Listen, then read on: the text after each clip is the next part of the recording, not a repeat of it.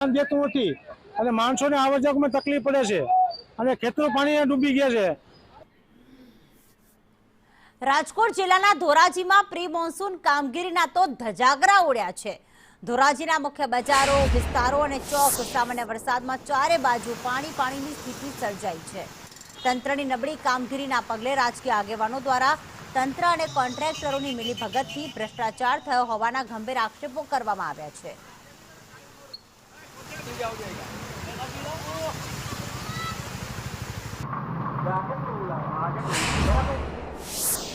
રોડની અત્યારે પરિસ્થિતિ એવી છે કે આજે 1 ઇંચ વરસાદની અંદર આજે સ્વિમિંગ પુલ જેવી પરિસ્થિતિ થઈ છે।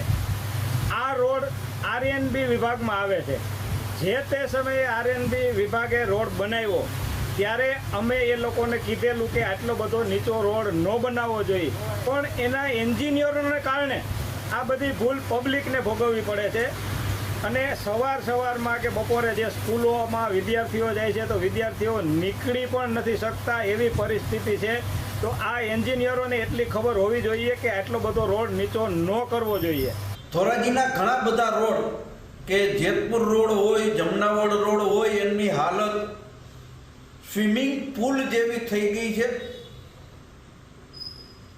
તંત્રની બેદરકારીને કારણે જે પ્રી મોન્સૂન કામગીરી નગરપાલિકાએ, સરકારી તંત્રએ કરવાની હોય એ કામગીરી ફક્ત બિલો ઉધારવામાં આવ્યા છે, કામગીરી કરવામાં નથી આવી। પ્રજા ત્રાહીમામ પોકારી ગઈ છે।